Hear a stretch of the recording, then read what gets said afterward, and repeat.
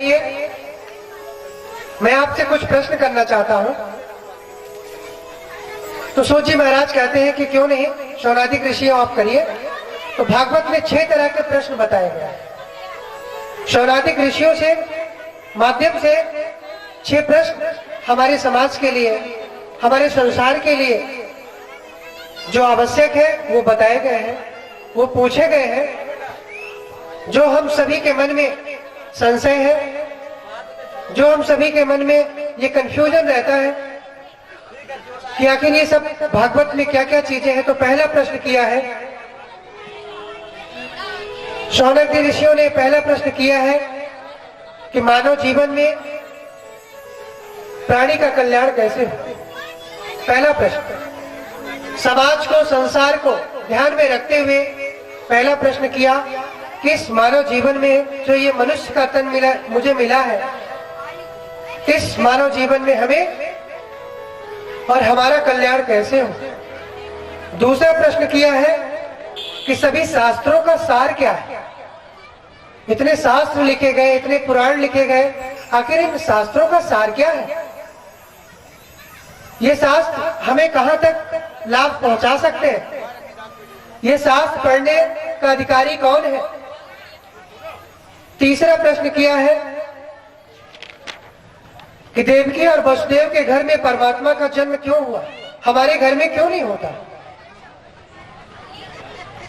उनमें ऐसी कौन कौन सी क्वालिटी थी, उनके अंदर कौन कौन से ऐसे गुण थे जिनके घर में परमात्मा का प्राकट्य हुआ, परमात्मा का जन्म हुआ। आखिर उनमें कौन सी ऐसी बातें थी। अगला प्रश्न किया परमात्मा के कितने अवतार हैं। आखिर इस कलिकाल में परमात्मा ने कितने अवतार धारण किया, कितने अवतार लेकर के हम सभी के सामने आए, कितने अवतार लेकर के अपने चरित्रों का अनुस्मरण करने का शुभ अवसर प्रदान करवाए। और पांचवा प्रश्न किया है कि कृष्ण की कौन कौन सी लीलाएं हैं। और अंतिम प्रश्न किया प्रभु ने कि ब्रूहि योगेश्वरो कृष्णे ब्राह्मणे धर्म वर्णिना स्वाम काष्टा मद वनो पेते धर्म कम शरणागतम। शौनक ऋषियों ने सूत जी महाराज से अंतिम प्रश्न किया है कि जब परमात्मा इस संसार से परम धाम गोलोक धाम में चले गए थे तो ये धर्म किसका आश्रय लिया था। ये 6 तरह के प्रश्न इस भागवत में हम सभी के। और 1000 वर्ष पूर्व शौनादिक ऋषियों ने सूत जी महाराज से यही प्रश्न कर लिए थे। इसी कड़ी में नारद जी भी पहुंचे और नारद जी भी बोलते कि प्रभु आप इतनी अच्छी अच्छी बातें, क्योंकि नारद जी का तो काम है किसी भी कहीं कहीं किसी कार्य में पहुंच जाना। तो नारद जी बोले प्रभु आप इतने अच्छे प्रश्नों का उत्तर देने के लिए बैठे ही हैं, तो आप भी मुझे प्रभु बता दे कि आखिर ये जो भागवत है ये कब लिखी गई, कहां लिखी गई, किसने लिखा है। इसका भी थोड़ा वृत्तांत हमें भी बता दे।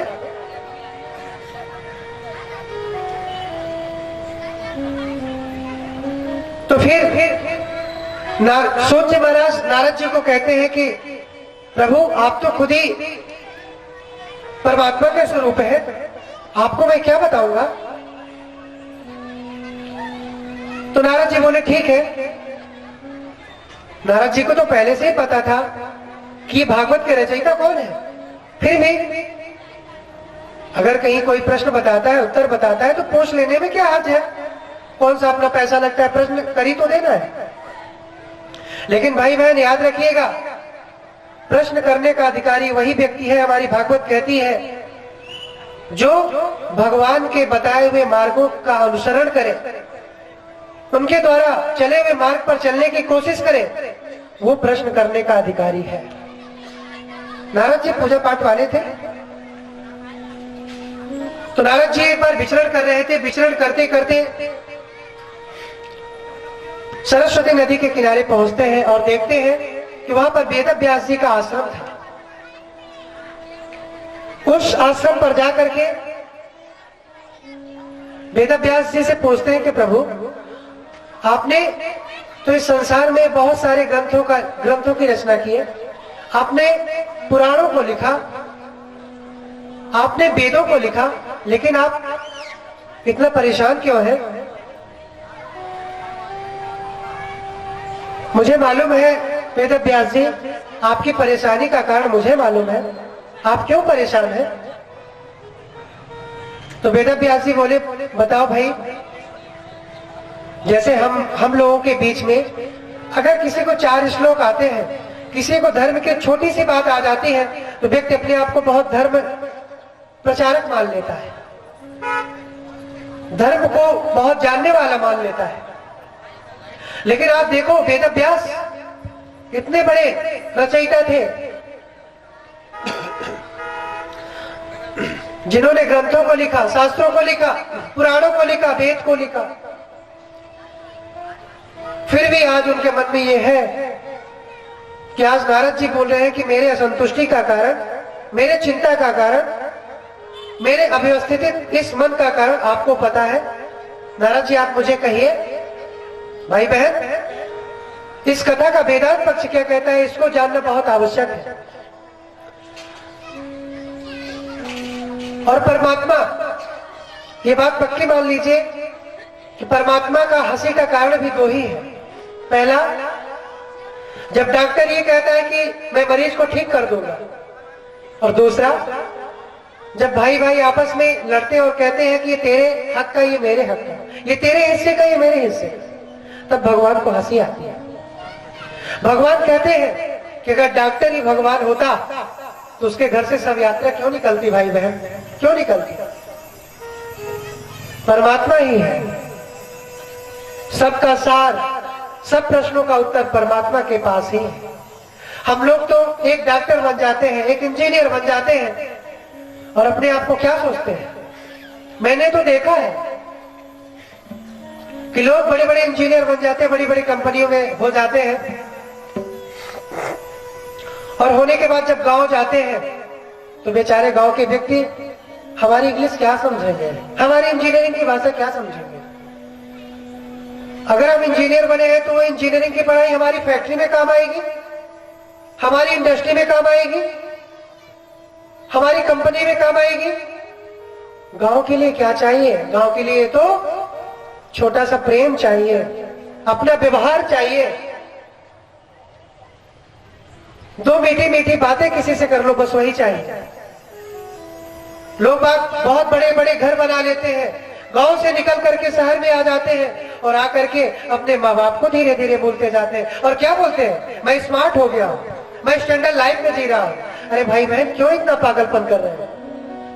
आपको लगता जरूर है। मैंने कल आपको बोला भी था, लोग क्रीम और पाउडर लगा करके बहुत सुंदर दिखने की कोशिश करते हैं, और मैं तो कहता हूं मेरी भागवत में आओ, योग करो, अध्यात्म में जाओ, अच्छी अच्छी बातों को सीखो, आपका चेहरा आप खुद ही कांति से भर जाओगे। आपको यकीन नहीं होगा, मैं कभी क्रीम नहीं लगाता।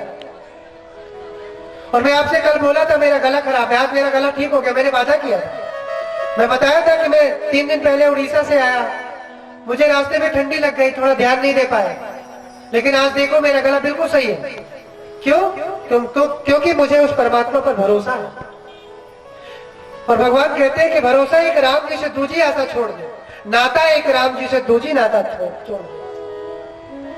तो अगर भरोसा करना है, विश्वास लगाना है, तो परमात्मा के चरणों में लगाओ। संसार का व्यक्ति आपका साथ क्या देगा जब अपना शरीर अपना साथ नहीं देता? साथ क्या देगा? लोग बोलते हैं हम इसके बिना जी नहीं पाएंगे, हम इसके बिना खाना खा नहीं पाएंगे। अरे भाई बहन, मुझे बताओ, जिस दिन इस शरीर से प्राण चले जाते हैं, जो व्यक्ति बोल रहा था कि मैं इसके बिना जी नहीं पाता, वही व्यक्ति बोलेगा इस घर से जल्दी बाहर ले जाओ, बदबू दे देंगे। कहां गया वो प्रेम? वो तो स्वार्थ था भाई बहन, वो तो स्वार्थ था कि ये व्यक्ति होता तो ये मेरा काम होता। क्यों स्वार्थी बनते हो? मैं तो कहता हूं कि जीवन के प्रति आप निराश रहो। निराशा ही परमम सुखम, आशा ही परमम दुखम। अगर आशावादी बनोगे तो हमेशा दुख मिलेगा भाई बहन, और अगर ये सोच लोगे कि चलो मैंने इतना मेरा कर्तव्य था, मैंने किया, कभी दुख नहीं आएगा। मैं कभी भी, मेरे से कोई उधार भी मांगता है ना मेरे दोस्त लोग, मैं दे देता हूं, और मैं इस भाव से देता हूं कि मुझे अब ये चाहिए नहीं, दे देगा तो ठीक बात है, मैं बोल देता हूं कि ठीक है तुम खाना इसको। तुम ऐसी दुआएं करो कि मैं ऐसे बढ़ता जाऊं, तुम जितना मांगोगे मैं उतना देने का समर्थ बन जाऊं, ऐसा हो जाऊं, मैं सब दे दूं। मुझे क्या चाहिए? मुझे तो केवल आपका प्रेम चाहिए भाई बहन। हमको पैसे रुपए से कोई मतलब नहीं है, पैसे रुपए हमारे पास बहुत है, भगवान ने मुझे बहुत दिया है, लेकिन बस आप प्रेम के साथ इसी तरीके से भागवत सुनते रहो, मैं सुनाता रहूंगा, मैं बिल्कुल नहीं थकूंगा। आप जब मेरे बारे में थोड़ा सा जानेंगे, मेरी बुक, मैंने 3 बुक की भी रचना कर दी है। वास्तविकता का आभास मैंने अपनी बुक को लिखा, वो भी बुक आपको मिल भी जाएगी, अगर यहाँ पर आई होगी तो आपको वो बुक मिलेगी भी। मैंने ऐसे बहुत सारी बुक लिख भी रहा हूं, लिखता भी रहता हूं, और मुझे लगता है कि हो सकता है कि कल मेरी सुबह ना हो। इस भाव से मैं आगे की कथा में राजा परीक्षित इतना सब धन होने के बावजूद भी उनके साथ क्या हुआ मैं आगे की कथा में बताऊंगा। लेकिन आप ये समझते चलो भाई बहन कि जो भी असंतोष है, अगर आप नॉलेजफुल हो, आपके अंदर ज्ञान है, तो फिर आप दुखी नहीं हो। वो बात किस काम की, जिस काम से किसी का अनफल हो जाए, किसी काम की नहीं। इसलिए एक परिचय अपमान का कारण बनता है। जीवन में याद रखिए, कभी भी किसी से इतना परिचय मत बढ़ाइए कि बाद में दुख का कारण हो। हम लोग इतना भरोसा कर जाते हैं, हम लोग इतना विश्वास कर जाते हैं भाई बहन, कि जब उसके द्वारा कुछ ना की बात आ जाती है तो हम उस पर बैर करने लगते हैं, इस सब देश के भाव से देखने लगते हैं, क्रोधित हो जाते हैं। इसलिए हमारे यहाँ शास्त्र कहता है अति परिचयात् वज्जा, अत्यधिक परिचय किसी से भी मत बनाओ। मेरी भी आदत है, मैं जहां रहता हूं और मैं लोगों को कहता भी हूं कि आप मेरे से परिचय करके, आप मेरे पास मेरे से बातें करके आपको कुछ नहीं मिलेगा। यहाँ के द्वारा जो बताई जा रही है बातें, उसको अनुसरण करो, उसको अपने जीवन में लाओ, उससे फल मिलेगा। कर्म नहीं करोगे तो कैसे फल की प्राप्ति होगी भाई बहन, बताओ मुझे। तो आज देखिए, वेद व्यास के पास इतना नॉलेज था, उसके बावजूद भी दुखी थे। और नारद जी वहां पहुंचे और बोले कि वेद व्यास जी, आपने इतने बड़े बड़े ग्रंथों की रचना की है, इसके दुख का कारण, रचना करने के बाद भी आपके मन में जो ये दुख है, आपके अंदर जो ये अशांति है, इसकी अशांति का जो कारण है वो मुझे मालूम है। आपने इतने शास्त्रों की रचना की, समाज के हित के लिए किया, लेकिन आप मुझे बताओ, आप अपने लिए क्या किया? स्वतः सुख, अपने खुद के सुख के लिए आपने क्या किया अभी तक, मुझे बताओ। वेद व्यास जी बोले सही बात है, ये बात तो आपकी सही है, क्योंकि देखिए तुलसीदास, अगर रामचरितमानस को उठा करके देखोगे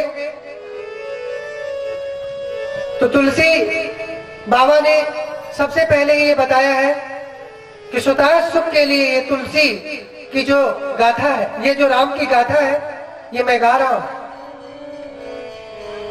राम का जो चरित्र है वो मैं गा रहा हूं, ये मैं अपने सुख के लिए गा रहा हूं। जरूरी नहीं कि आपको सुख दे पाए। इसलिए मैं तो यहां तक भी कहता हूं अपने श्रोताओं से कि आप मुझे बताओ कि जो ये रामचरितमानस की रचना की गई थी, ये किस युग में की गई थी, किस समय की गई थी? उस समय के ऐसे लोग थे। आज तो मैं कहता हूं, तुलसी बाबा ने रामचरितमानस में ये भी लिखा है कि प्रातः काल उठ के रघुनाथा, मात पिता गुरु नावई माता। लिखा है कि नहीं लिखा है? लिखा है ना। लेकिन आप मुझे बताइए, कितने ऐसे घर हैं जिनके बच्चे प्रातः काल में उठ करके टाटा बाय के अलावा, हेलो हाय के अलावा चरणों में अपना सर को झुकाते हैं? कितने ऐसे घर हैं, बताइए जरा मुझे।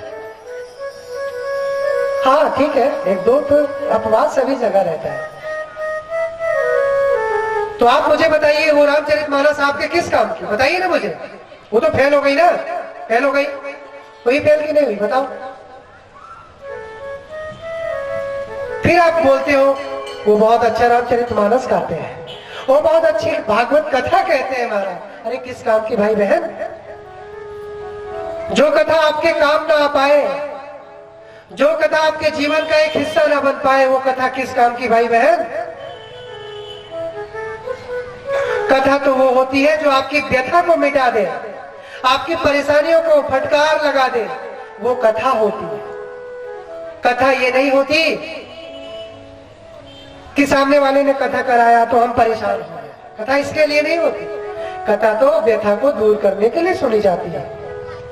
आजकल तो मैं कहता हूं कि रामचरितमानस में जो जो लिखा है, जितने कांड है, मैं ये नहीं कहता कि अभी वो सब गलत है, लेकिन मैं कहता हूं कि अभी के समय के अनुसार अगर मैं थोड़ा सा इसको मॉडिफाई कर दूं, थोड़ा संशोधित कर दूं कि प्रातः काल उठ के रघुनाथा मातु पिता गुरु फोड़ ही माथा। माते मान मतलब क्या है? पैसा दे पिताजी, पैसा ला, वहां जाना है। पापा से पैसा मांगते हैं बच्चे प्रातः उठ करके, पापा ट्यूशन में जाना। और ट्यूशन में जाने के बहाने कहाँ जा रहे हैं? जब एक्सीडेंट होता है, इस दुनिया से जब चला जाता है, तब समझ में आता है कि बच्चा ट्यूशन नहीं और कहीं गया था। घर से बच्चे माँ बाप से बता करके निकलते हैं, पापा मैं इस कार्य के लिए जा रहा हूं। और जब कोई घटना घटित हो जाती है तो उस रास्ते के विपरीत जो रास्ता था, उस रास्ते पर वो व्यक्ति मिलता है। तब माँ बाप सोचता है जो मैं सोच रहा था वो कहीं गलत सोच रहा था।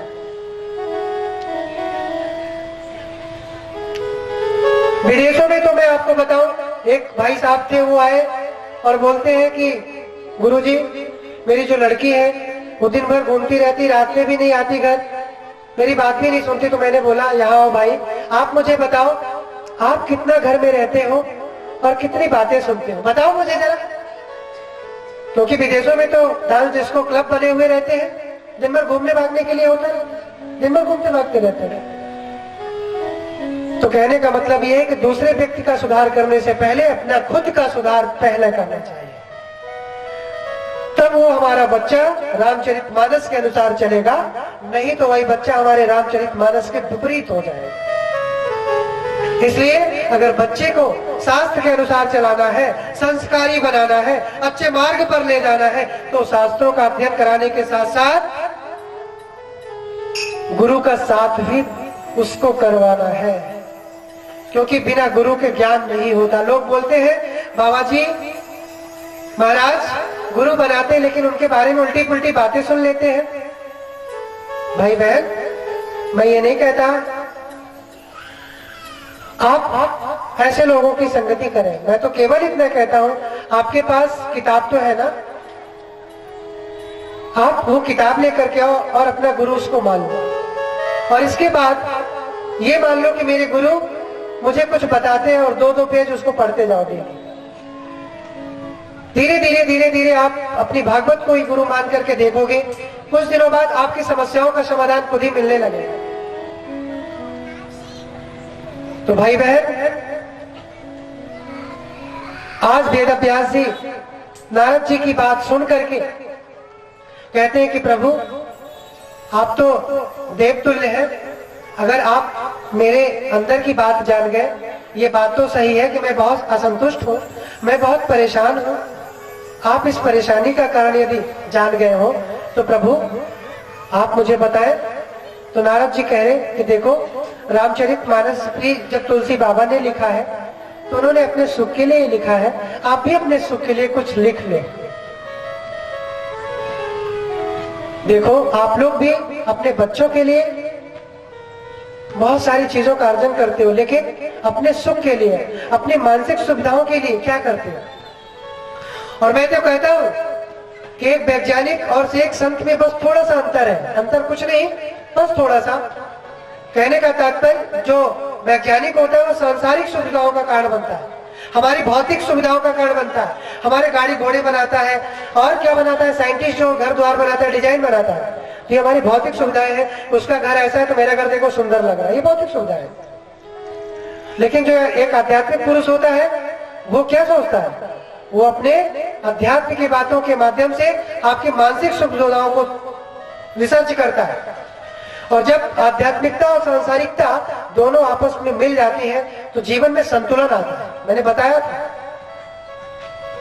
और व्यक्ति के जीवन में जब संतुलन आता है तो फिर क्या होता है, नई नई सफलताएं हाथ लगती हैं, नए नए विचार हाथ लगते हैं, नई नई खुशियां आपके घर में आती हैं। तो आज वेद व्यास जी नारद जी की बात सुन करके बोले कि प्रभु आप मुझे बताएं, आदेशित करें, मैं अपने सुख के लिए क्या करूं। तो नारद जी ने कहा, नारद जी कहते हैं कि वेद व्यास जी आप भागवत महापुराण की रचना करो, जो सभी कथाओं का, जो सभी शास्त्रों का, जो सभी महापुराणों का, जो सभी वेदों का सार है, भागवत महापुराण, आप उसकी रचना करो। अगर आप उसकी रचना करेंगे तो आप के अंदर आनंद की प्राप्ति होगी। ऐसा मेरा विचार है, ऐसा मेरा मानना है, ऐसा मेरा भाव है। तो नारद जी से वेद व्यास जी पूछे कि प्रभु मैं आपकी बात मान लिया, मैं सरस्वती नदी के किनारे ही अपने आश्रम पर ही बैठा हूं, मैं भागवत महापुराण की रचना भी यही सरस्वती नदी के किनारे ही करूंगा। लेकिन प्रभु आप अपना भी वृत्तांत बता दीजिए, आप कौन है। वेद व्यास जी भी थोड़ा सा अपने अंदर जिज्ञासा जगाए कि प्रभु आपने मेरे बारे में इतना बताया, गुरुदेव आप मुझे भी तो अपना बारे में बता दो कि आप कौन हो। तो नारद जी अपने पूर्व चरित्र के बारे में बताने लगते हैं कि मैं एक दासी का पुत्र था। एक बार संत महापुरुष हमारी गांव में आए थे चतुर्मासा व्रत करने के लिए। अच्छा, चतुर्मासा का मतलब क्या होता है मालूम है आप लोगों को? देखिए, जो हमारे संत महापुरुष होते हैं, जो संत महापुरुष होते हैं, ब्रह्मचारी व्यक्ति होते हैं, उनका कोई संसार तो होता नहीं है, उनके बच्चे तो होते नहीं हैं, उनके बच्चे हम ही सब हैं। तो क्या होता है, चतुर्मासा में व्यक्ति एक, जो संत महापुरुष होते हैं, एक क्षेत्र बनाते हैं और उस क्षेत्र की परिक्रमा करने के बाद उस क्षेत्र पर वो विराजमान हो जाते हैं 3 से 4 महीने के लिए। और उस महीने में वो केवल और केवल तपस्या करते हैं, और तपस्या के द्वारा जो उनको अर्जन होता है, जो प्राप्ति होती है, उसको बाकी के महीनों में समाज को देते हैं, संसार को देते हैं, हम लोगों को देते हैं, भक्ति के रूप में, आशीर्वाद के रूप में, कृपा के रूप में, प्रेरणा के रूप में। वो कई सारे रूप हो सकते हैं भाई बहन, लेकिन देते जरूर है। तो चतुर्मासा करने के लिए जब आए नारद जी के गांव में, उनकी जो माँ थी वो बहुत ही परम भक्त थी, अपने बच्चे को ले जाया करती थी। जब चतुर्मासा व्रत खत्म हुआ, लास्ट दिन जब भंडारा हुआ, तो भंडारे के दिन क्या करते हैं, भंडारे के दिन जो जूठन पत्तल रहती है, तो पत्तल जब पड़ी रहती है, नारद जी को भूख लगती है, वो मम्मी से बोलते हैं कि मम्मी मुझे बहुत भूख लगी है। तो मम्मी बोलती है कि बेटा रुको, अभी संतों को मैं खिला दूं और इसके बाद फिर तुम खा लेना। नारद जी मम्मी को बिना बताए गए तो जो जूठी पत्तल पड़ी हुई थी उन पत्तलों को इकट्ठा किया, और इकट्ठा करने के बाद जो जूठन था उसको खा लिया और कहे कि महाप्रसादी गोविंद है, ये जो मेरा महाप्रसाद है ये मेरा गोविंद है, ये जो संत महापुरुषों का जूठन है ये गोविंद का मेरे प्रसाद है।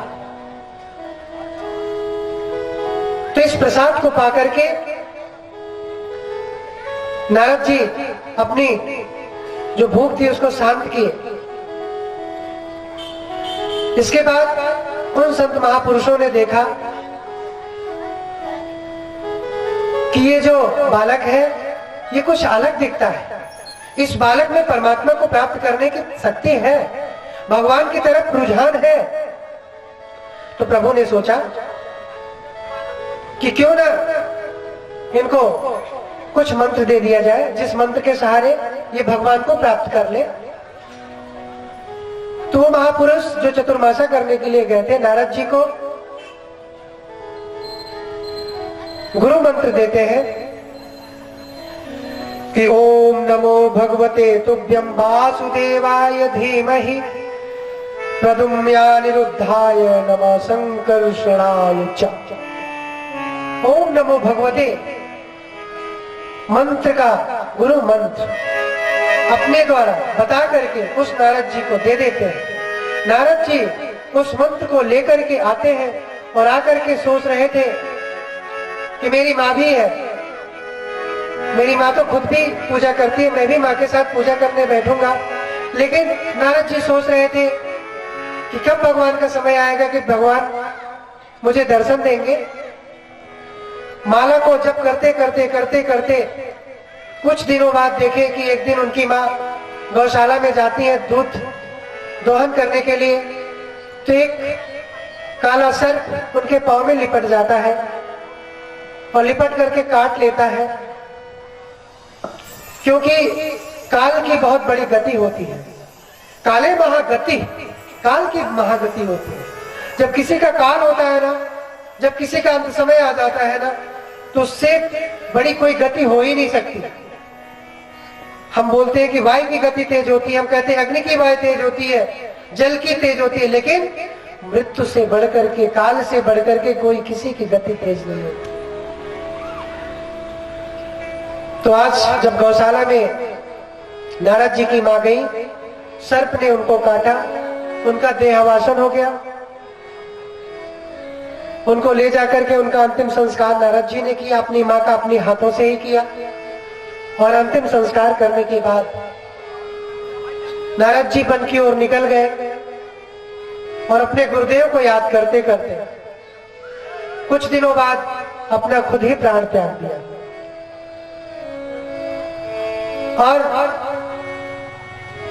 प्राण त्याग देने के बाद जब उनका अगला जन्म हुआ तो ब्रह्मा जी के पुत्र के रूप में हुआ, तब भी वो नारद ही कहलाए।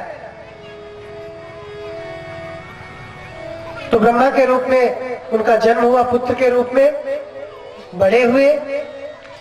और नारद जी ने ही वेदव्यास जी को चतुश्लोकी गीता दिया और देने के बाद बोला कि इन चतुश्लोकी गीता के माध्यम से आप इस महापुराण की रचना करो।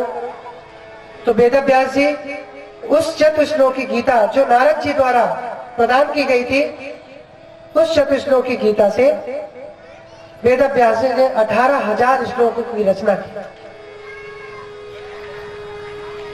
और जब रचना करने बैठे वेदव्यास जी तो अपने गुरु को याद कर रहे थे, क्योंकि किसी भी कार्य को आरंभ करने से पूर्व हमें भगवान का आश्रय जरूर लेना चाहिए, अपने गुरु का आश्रय अवश्य लेना चाहिए। हम लोग भी इतने कार्य को कर रहे हैं, कल से कर रहे हैं, क्या हम लोगों ने गुरु का आश्रय लिया कि नहीं लिया, ये अपने आप से पूछना है। तो आज वेदव्यास जी जब भागवत कथा की रचना कर रहे थे, तो रचना करने के पहले, रचना करने के पूर्व अपने गुरु को याद किया। गुरु को इसलिए याद किया, गुरु ही भगवान है, क्योंकि गुरुर ब्रह्मा गुरुर विष्णु गुरुर देवो महेश्वर, गुरुर साक्षात परम ब्रह्म तस्मै श्री गुरुवे कहते हैं ना हम लोग। ब्रह्मा विष्णु महेश सब गुरु ही है भाई बहन। तो आज अपने गुरु को याद कर रहे थे, क्योंकि मैं आपको बता दूं कि जो प्रार्थना का कार्य होता है वो व्यक्ति के अंदर नए नए विचार को पैदा करता है, एक बात। और ये प्रार्थना जो विचार होते हैं, या तो किसी संत महापुरुष के द्वारा मिलते हैं, या किसी ऐसी अवस्था से, या किसी ऐसे दृश्य से मिलते हैं, या कभी कभी किसी की एक नजर से मिल जाता है। तो जब हम किसी कार्य को करते हैं, भगवान की पूजा अर्चना करते हैं, और पूजा अर्चना करने के बाद उस कार्य में दैविक शक्ति जुड़ जाती है, और जिस कार्य में दैविक शक्ति जुड़ जाती है वो कार्य हमारे परमात्मा सफल करवाते ही करवाते हैं। इसलिए इस कार्य में भी हमारे परमात्मा है, ये कार्य बिल्कुल सफल होगा निर्विघ्न। मुझे ऐसा लग रहा, दूसरा दिन है फिर भी मुझे ऐसा अंदर से अनुभूति हो रही है। तो आइए बड़े प्रेम के साथ हम 5 मिनट अपने अपने गुरुदेव का थोड़ा सा सुमिरन कर ले, गुरुदेव को याद कर ले। भजन के माध्यम से मैं इसलिए आप लोगों से के बीच में भजन के माध्यम से कुछ लीलाओं का वर्णन, कुछ करने लगते हो, झूमने लगते हो, तो हर चीज भूल जाती है ना, आपको भूल जाती है कि नहीं? इसलिए बीच बीच में आपको तैयार करता हूँ कथा सुनने के लिए। अब आगे की कथा, कौरव और पांडवों की कथा में सुनाऊंगा, बहुत सुंदर सा चरित्र, और इसके बाद फिर हम आरती की ओर चलेंगे। तो कौरव कथा तो सुना ही नहीं सकते भाई, जितने बार प्रसंग, लेकिन इस 7 दिन में हमको कथा के माध्यम से, कुछ ऐसे प्रसंग के माध्यम से जो प्रसंग हमारे जीवन में काम आ जाए, वो मैंने 7 दिन की कथा ये इतनी मोटी बुक से निकाल करके रखी है कि हर दिन हमें क्या बोलना है, और अगर उस दिन मैं वो नहीं बोलूंगा, दूसरे दिन बोलूंगा, तो फिर 7 दिन की कथा 8वें दिन पहुंच जाएगी ना भाई बहन। इसलिए थोड़ा सा मुझे उसका भी ध्यान रखना पड़ता है। और आप ही लोग बोल रहे हो कि महाराज जी थोड़ा कथा कम बताओ भागवत की, मुझे थोड़ा, तो मैं भी कथा सुनाऊंगा। हमारे गुरुजन लोग सुनाते भी हैं, अच्छी अच्छी कथा वृंदावन वगैरह से आते हैं, बहुत सुंदर सुंदर कथा सुनाते हैं आप लोगों को, लेकिन उसका हमारे जीवन में कहां तक प्रभाव है, वो चीजें हम थोड़ा सा जाने। तो प्रथम दिवस जो मेरा होता है वो रुक्मणी विवाह का, नहीं, लीलाओं का, गोवर्धन। और फिर 6वां दिवस, हाँ शादी वादी कराओगे ना, तब फिर 7वां दिवस शादी का, और 8वां दिवस भगवान के सखाओं का। और जो आप लोग यहाँ पर बैठ करके कथा सुने हो, जिस व्यक्ति ने इस कथा को करवाया, जो यजमान है, आपको ऐसे सभी की वो कथा होगी जो उनके साथ रहते थे। अध्यात्म की पढ़ाई नहीं किया, क्योंकि मैंने आपको बताया था प्रथम दिवस में, महात्म्य के दिन ही बताया था कि भक्ति और ज्ञान दोनों अलग अलग मार्ग हैं। अगर ज्ञान के मार्ग से परमात्मा को प्राप्त करना चाहोगे तो पूरा जन्म जन्मांतर बीत जाएगा, कितने भी जन्म ले लोगे भाई बहन, भगवान को प्राप्त नहीं कर सकते। लेकिन अगर भक्ति का, ये सारी चीजें मुझे सोते समय मिली है, प्रभु ने मुझे सौभाग्य, जिन्होंने मुझे इस काबिल बनाया कि आपके साथ बैठ करके भगवान के नामों का संकीर्तन कर पा रहा हूं। तो बोलिए गुरुदेव भगवान न कोई, गुरु विष्णु गुरुदेव महेश्वर, गुरु सा लागी लगन मत तोड़ना। ये भजन अपन गुरुदेव के लिए और हमारे हरि के लिए, क्योंकि कृष्ण वंदे जगत गुरु दोनों को समर्थन नहीं है। और नाच के आप शरीर को थोड़ा सा अपने मजबूत भी कर सकते हैं। देखिए कितनी अच्छी बात है। प्रभु जी मेरी, हरि जी मेरी, गुरु जी मेरी लागी लगन मत तोड़ना, लागी लगन मत तोड़ना।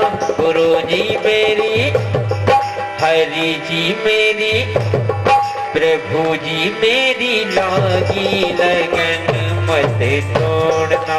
प्रभु जी मेरी लागी लगन मत तोड़ना।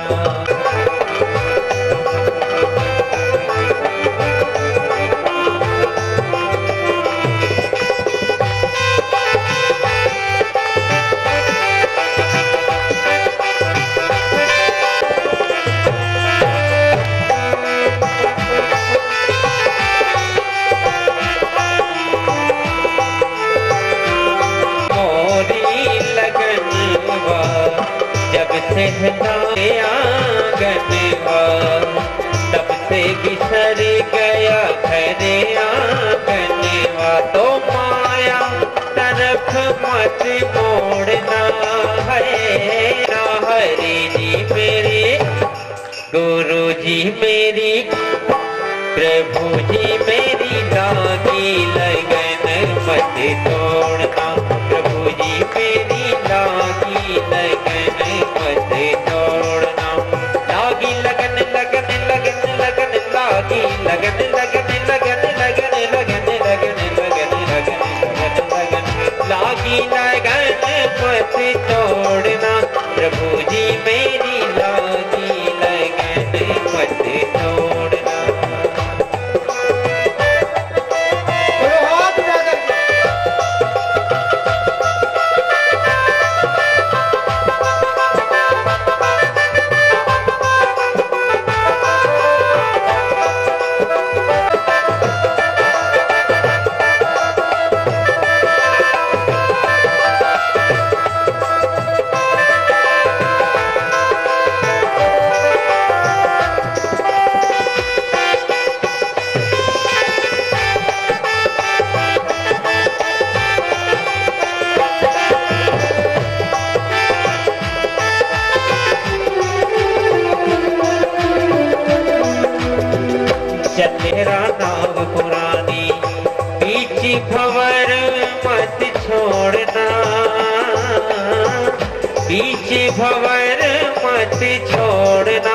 गुरुजी मेरी लागी लगन मत तोड़ना, गुरुजी मेरी लागी लगन, मेरी लागी लगन मत तोड़ना, गुरुजी मेरी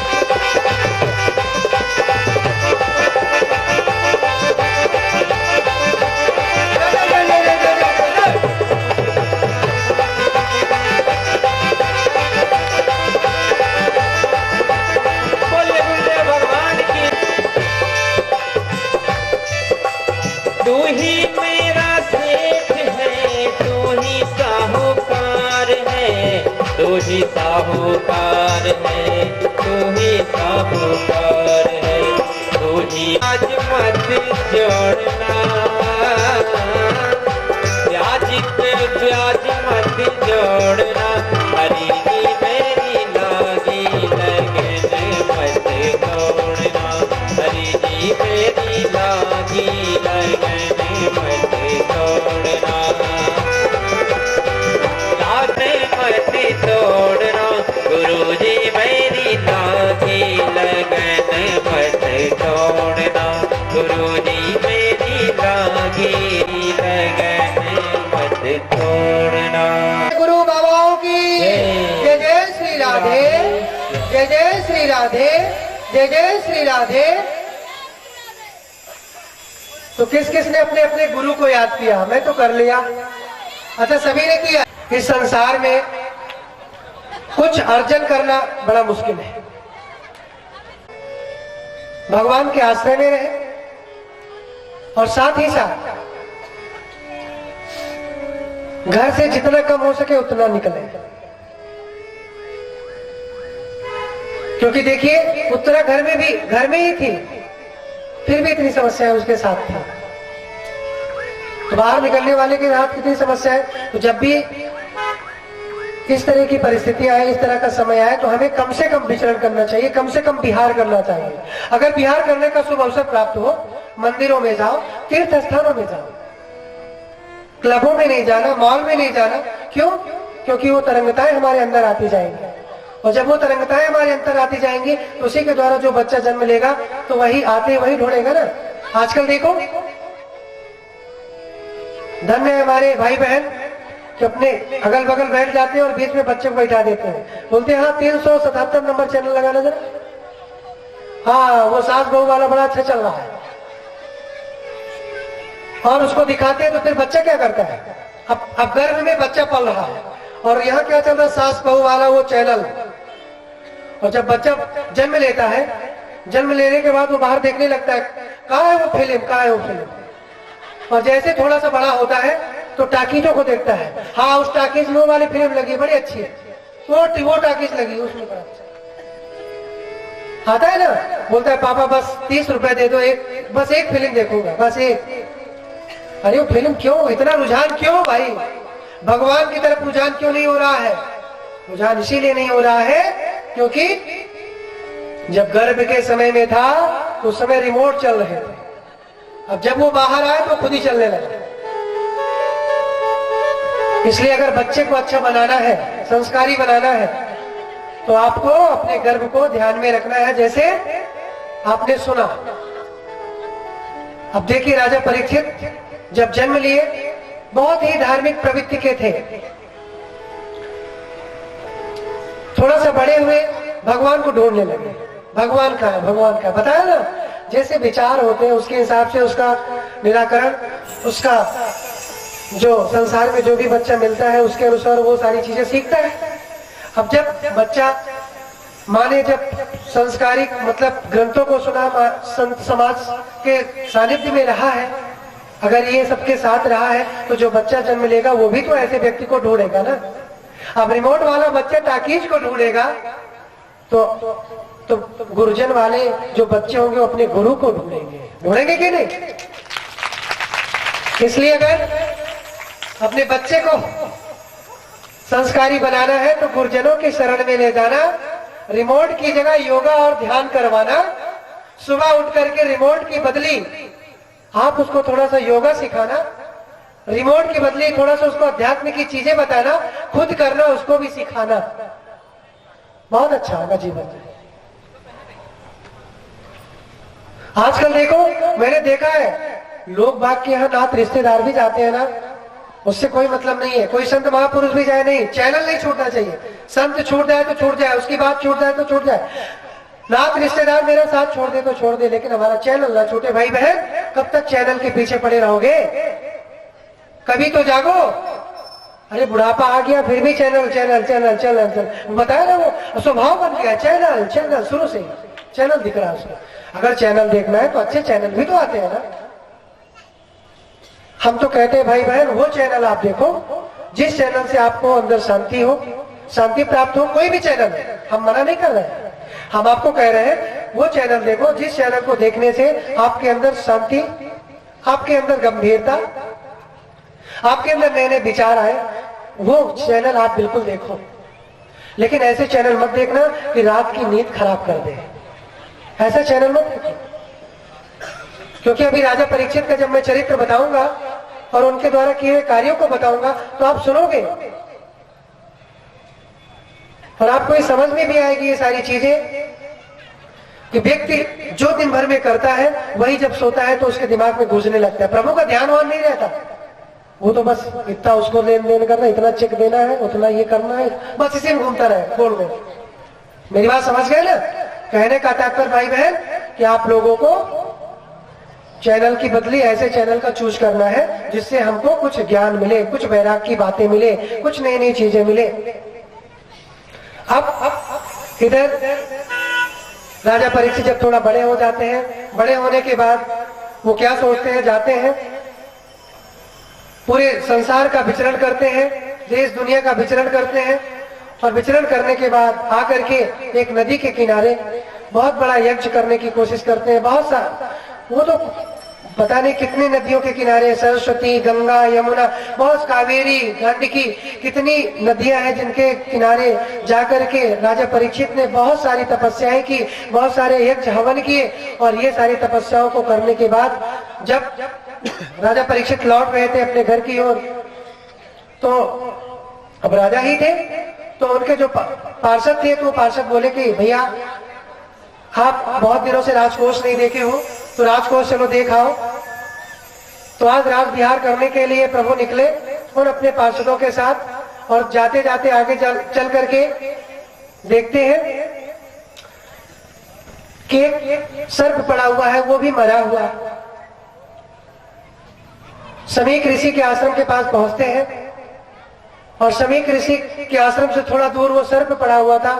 समीक ऋषि अपने ध्यान में थे, और ध्यान में जब वो बैठे हुए थे उसी समय उस सर्प को उठा करके लाए कि इनका जो ध्यान वो सही है कि गलत है।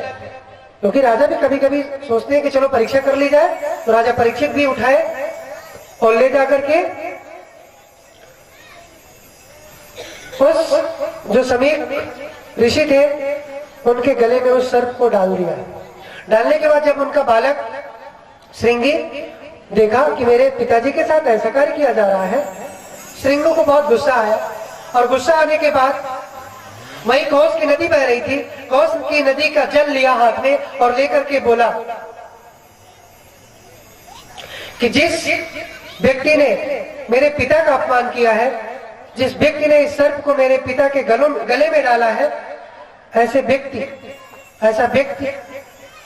व्यक्ति को 7वें दिन तक्षकेन सप्तमेन हति, ऐसा ही तक्षक नाग आज के 7वें दिन डसेगा।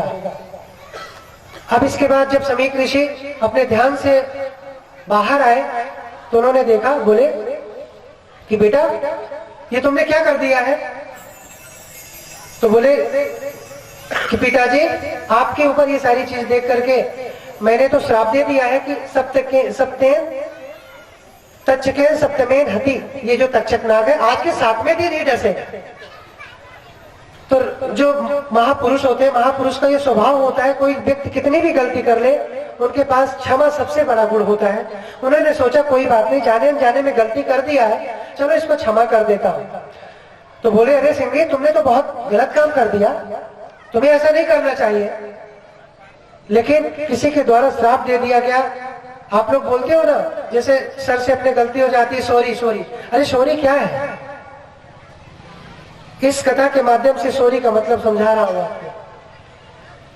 अब इधर देखो, जो ऋषि थे उन्होंने बोला कि अरे बेटा तुमने क्यों श्राप दे दिया, लेकिन उनके अंदर क्षमा का जो गुण था, उन्होंने बोला कोई बात नहीं। गौरमुख नाम के अपने एक शिष्य को भेजे राजा परीक्षित के पास और बोले कि जाकर के बता दो कि आज के 7वें दिन तुम्हारी मृत्यु होगी, तो उनको बता दो कुछ उपचार, उनको बोल दो जाकर के बक्की भागवत कथा का रसपान कर ले, भागवत कथा के जो भी भगवान का चरित्र है उसका श्रवण कर ले। जिसके जीवन में 7 दिन हो वो भला क्या करेगा। आप लोग बताइए, कितने सारे कार्यों को सोचते हैं हम कल करेंगे परसों करेंगे, लेकिन आप मुझे बताओ क्या किसी के मृत्यु का समय निश्चित है? नहीं निश्चित है। अगर भगवान कुछ ऐसा डिजाइन करता हम लोगों को कि जन्म देते ही यहाँ एक पट्टी लगा देता कि आपकी मृत्यु इस सन में इस तारीख को इस दिन होगी, तो शायद आप सतर्कता के साथ करेंगे। लेकिन भगवान ने बस यही कार्य नहीं किया है, बाकी सब कर दिया।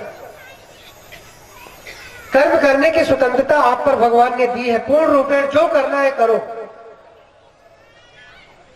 तो भगवान ने ये सारी चीजें आज सभी को दी थी, तो राजा परीक्षित को ही क्यों ना दे, उनको भी दिए।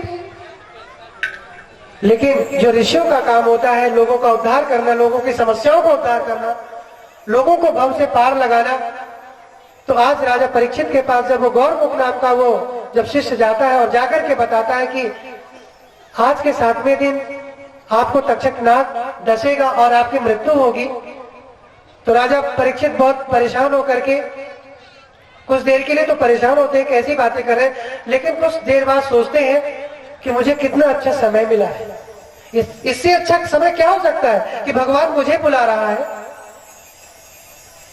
मेरा समय इससे अच्छा कुछ नहीं हो सकता। क्योंकि याद रखना भाई बहन, किसी के द्वारा अगर श्राप दे दिया गया तो आप उस श्राप को वापस करवाने में कभी मत लगना कि आप ये श्राप गुरुजी वापस ले लीजिए। अगर कभी जाने अनजाने में किसी के द्वारा श्राप लग गया हो तो श्राप का प्रायश्चित पूछना, क्योंकि श्राप का प्रायश्चित होता है, श्राप का पूर्णागमन नहीं होता। याद रखना भाई बहन, अगर किसी के द्वारा कोई श्राप दे दिया गया तो उसका प्रायश्चित करके उसका निराकरण किया जा सकता है। जैसे हम किसी का गला उतार ले और बोले भैया सॉरी बहुत बड़ी गलती हो गई मेरे से, तो क्या आपके गलती कहने से उसका सिर जुड़ जाएगा? भाई कहिए भाई बताओ मुझे, जुड़ेगा क्या? जब जुड़ेगा ही नहीं तो काहे की सॉरी, काहे की गलती? प्रायश्चित करो कि जीवन में आज से संकल्प लो कि ऐसा कार्य नहीं करेगा।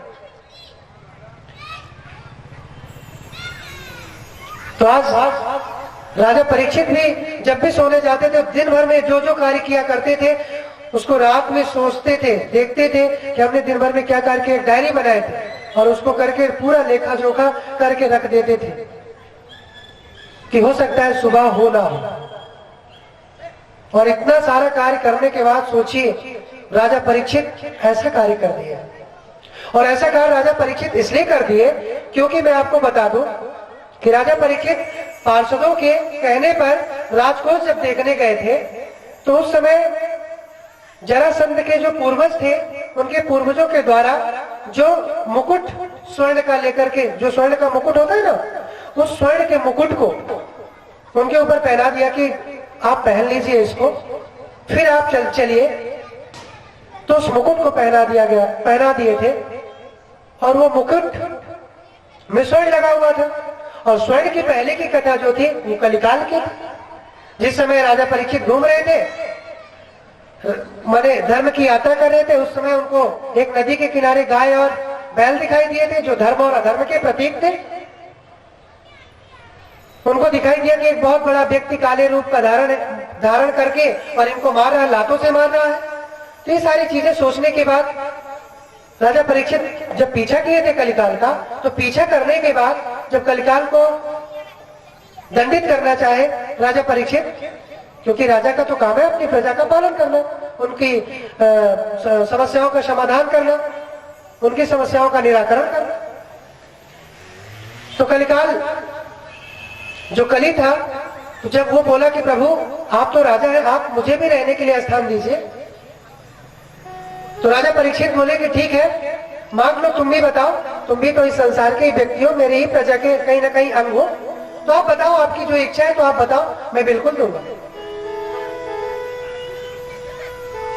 तो राजा परीक्षित जब कलिकाल को इस तरह की बातें बोलते हैं कि मांग लो जो तुम्हें मांगना है, तो राजा परीक्षित के कहने पर कलिकाल अपना स्थान मांगता है कि द्वैतम पानम स्त्रियम सुवर्णम। देखिए, वैश्यालय में कली का आवास होता है। दूसरी बात, मदिरालय में कली का आवास होता है। जहां जहां मदिरा पान जो जो व्यक्ति करते हैं उनके साथ कली है। लोग बोलते हैं कि कलयुग क्या है? कलयुग यही है, जो शराब पी करके उल्टे पुल्टे कार्य करता रहता है, वही तो कली का स्वरूप है इस संसार में। जो वैश्यागिरी करता है, वैश्याओं के साथ रहता है, पर स्त्री का गमन करता है, वो भी कली का एक रूप है। तीसरी बात, तीसरी जगह उसने मांगा था ऊसर भूमि। जहां जहां ऊसर भूमि होती है, जहां पर कुछ होता नहीं है, आप कितना भी वहां पर खाद बीज डाल दो कुछ नहीं होगा, ऐसी जगह पर कली का वास होता है। और जहां जुआ घर होता है, लोग जुआ खेलते हैं, तो जहां जुआ खेला जाता है वहां पर भी कली का वास होता है। और पांचवा, इतने में जब उसका पेट नहीं भरा कलिकाल का, तो कली ने बोला कि मुझे बस एक में और जगह दे दीजिए प्रभु। तो राजा बोले कोई बात नहीं, 4 में तुम अपने मन से मांगे, 4 तो मैंने तुमको अपने अनुसार दिया, अपनी इच्छा के अनुसार दिया, लेकिन एक तुम मांग लो। तो उसने बोला सुवर्ण, और सुवर्ण में जब स्थान मांग लिया तो सुवर्ण में भी कली का वास। लेकिन याद रखिए भाई बहन, कैसे सुवर्ण में कली का वास होता है? जो अनीति के द्वारा सुवर्ण प्राप्त होता है। मैंने बताया ना कि जरासंध के पूर्वज के द्वारा जो लड़ाई करके जो मुकुट लाया गया था, उस मुकुट को राजा परीक्षित ने पहना था, और वो मुकुट अनीति के द्वारा लाया गया था। तो अनीति के द्वारा चोरी करके जो भी स्वर्ण लाओगे, वो स्वर्ण जब आप पहनोगे, वो स्वर्ण किसका रूप होता है? कली का रूप होता है, उसमें कली वास करता है। तो जो जरासंध के द्वारा, जरासंध के पूर्वजों के द्वारा जो मुकुट लाया गया था उनके छीन करके, तो जो छीन करके लाया गया था और भगवान पर पहनाया गया था, तभी तो उनकी मति कली का जब वास हो गया, तभी तो उनकी मति सही नहीं गई। तभी तो जाकर के वो समीक ऋषि के ऊपर जाकर के डाल दिया उन्होंने सर्प को। फिर भी खैर कोई बात नहीं, जो भी हुआ अच्छे के लिए होता है, कहते हैं ना आप लोग, जो भी होता है अच्छे के लिए होता है। तो आज राजा परीक्षित बहुत व्याकुल हो जाते हैं, और व्याकुल इस बात का होते हैं कि कम से कम प्रभु ने मुझे याद किया है, कम से कम समय तो अच्छा दिया है प्रभु ने। तो इस तरीके से राजा परीक्षित घर द्वार सब छोड़ करके अपनी राजगद्दी अपने बच्चों को दे करके और गंगा नदी के किनारे जाते हैं, और जाकर के आसन बिछाते हैं, और आसन बिछा करके बोलते हैं कि व्यक्ति को अंत समय में क्या करना चाहिए, जिसका अंत समय समीप आ गया हो उसे क्या करना चाहिए। तो बहुत सारे ऋषि मुनि बोले कि इसकी उपासना करो। तो राजा परीक्षित बोले 7 दिन में हम किसकी उपासना करेंगे? किसी ने बोला यज्ञ करवाओ, तो उन्होंने बोला यज्ञ तो मैंने जीवन में बहुत करवा दिए। फिर बोले तीर्थ यात्राएं कर लो। तो राजा परीक्षित सोचे कि 7 दिन में मैं क्या तीर्थ यात्रा करूंगा? कोई नहीं मिल रहा है, कोई गुरु उनको ऐसा नहीं मिल रहा कि जो उनकी समस्याओं का समाधान कर सके।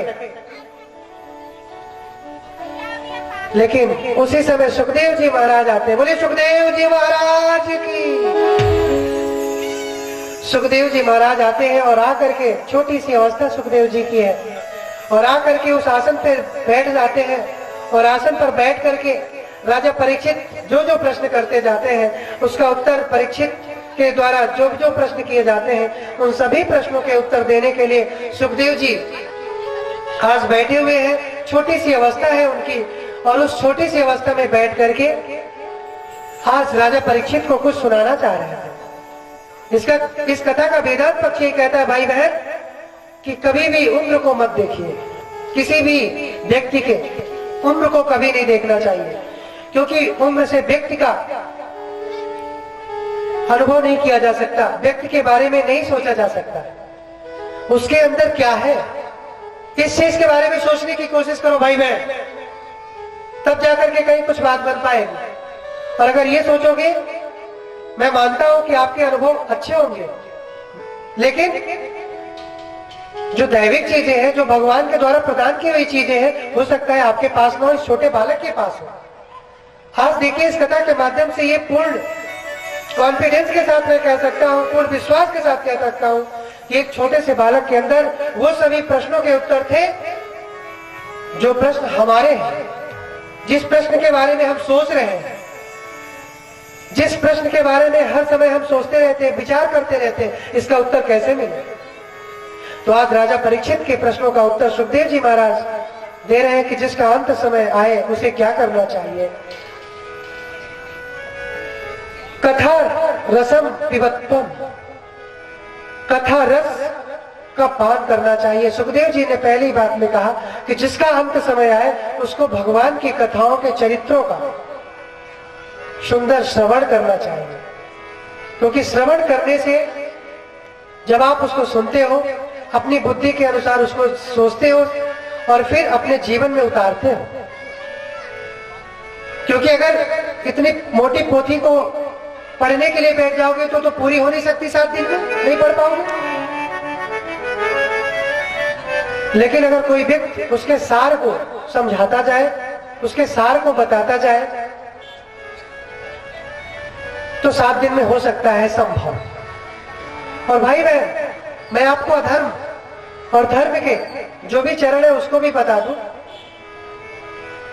कि जिस तरीके से धर्म आपके जीवन में 4 पैरों से चलकर के आता है, उसी तरीके से अधर्म भी 4 पैरों से चलकर के आपके जीवन में आता है। भाई बहन, अधर्म का पहला चरण होता है कि आपके घर में खूब सुख शांति आएगी, बहुत। अधर्म का दूसरा चरण, जब अधर्म दूसरे चरण पर होने से ये धर्म 4 पैरों से चल करके आपके जीवन में आता है, उसी तरीके से अधर्म भी आपके जीवन में 4 पैरों से ही चल करके आता है। अब आपके ऊपर है कि आप धर्म के पैर को अपनाते हो कि अधर्म के पैर को अपनाते हो। तो आज राजा परीक्षित, उनको ये बात समझ में आ गई थी कि हम धर्म के मार्ग पर चले, लेकिन एक अधर्म हो गया मेरे से और इस अधर्म का प्रायश्चित मुझे करना पड़ेगा। और उन्होंने प्रायश्चित करने के लिए गंगा नदी के किनारे जाकर के बैठ करके आसन बिछा दिया और बिछा करके बोला कि प्रभु मेरा उद्धार करिए। सुखदेव जी महाराज आकर के बैठते हैं, उनकी समस्याओं का समाधान करने के लिए बैठ जाते हैं। तो आज राजा परीक्षित सबसे पहले अपने गुरुदेव को याद किया और गुरुदेव को याद करने के बाद उनके मन में जितने भर प्रश्न थे, वो सारे प्रश्नों को प्रभु ने, राजा परीक्षित ने पूछा। और पूछने के बाद सुखदेव के द्वारा उन सभी बातों का निराकरण किया गया, उन सभी प्रश्नों का निराकरण किया गया। जब 7वां दिन हुआ, 7वें दिन की कथा जैसे ही अंत हुई, सुनने के बाद जब राजा परीक्षित से पूछा गया कि क्या है, अभी भी आपको भय सता रहा है क्या, तो राजा परीक्षित ने बोला कि प्रभु अब मुझे भय नहीं सता रहा है, अब तो मुझे हर जगह अपने परमात्मा ही दिखाई दे। तो भाई बहन, इस 7 दिवसीय इस कथा को सुनने के बाद 7वें दिन जब आप यहाँ से जाओ तो आपको ये अनुभूति होने लगे कि हाँ, परमात्मा है, जीवन में है, कहीं ना कहीं इसका वास होता है। तो आइए बड़े प्रेम के साथ, समय भी थोड़ा ज्यादा हो रहा है, आज समय मेरा 8:45 तक चला जाएगा, क्योंकि एक अभी कीर्तन होगा, उसके बाद फिर एक थोड़ी सी झूमने वाली भजन भी होगी, क्योंकि आप लोगों ने बोला है कि गुरुजी ठंड लगाती है कथा सुनते सुनते, तो उस ठंडी को भी दूर भगाना है, क्योंकि कल से फिर आप लोग आओगे नहीं, तो वो भी चीज हमें ध्यान रखनी है। तो आज का जो मूल सूत्र है भाई बहन, वो मूल सूत्र ये है कि जब भी आप सोने जाओ, दिन भर में जो भी कार्य आपने किया उस कार्य को एक डायरी में लिखते जाओ। जब उस डायरी में आप लिखोगे तो आपको ये समझ में आएगा, देखिए कल मेरे अंदर ऐसे विचार थे, आज ऐसे विचार आ रहे हैं। धीरे धीरे अपने आप को समझने का एक, देखो भूल जाता है, रोज हमारे द्वारा किए हुए कर धीरे धीरे भूल जाता है, लेकिन डायरी में तो लिखा रहेगा ना, लिखित रूप कहाँ भूलती है। इसलिए आप उसको लिखते चलना, लिख करके रोज उसको देखना और देखने के बाद फिर भगवान का थोड़ा सा संकीर्तन करना रात में, और इसके बाद फिर सो जाना। कि प्रभु आपके फलीभूत मैं रात की निद्रा ले रहा हूँ, सुबह उठूंगा फिर भगवान को कराग्रे वस्ते लक्ष्मी कर मध्य सरस्वती कर मूले तो गोविंदा प्रभाते कर दर्शनम, इस मंत्र को अपने करों में ही भगवान का दर्शन कर लेना और दर्शन करने के बाद फिर इस संसार के कार्यों में लगना। आपका पूरा कार्य भगवान मैं हो जाएगा। भाई बहन, ये मेरी भागवत आदेश कर रहे हैं। तो आइए बड़े प्रेम के साथ आज राजा परीक्षित को 7 दिन की कथा सुनने के बाद भगवान दिखाई दे रहे हैं। मुझे तो 2 दिन के बाद ही सभी जगह भगवान दिखाई दे रहे हैं, तो क्यों ना अपने ईश्वर को, अपने परमात्मा को, अपने बाके बिहारी लल्ला को क्यों ना याद कर लिया जाए। तो आइए बड़े प्रेम के साथ हम याद करेंगे।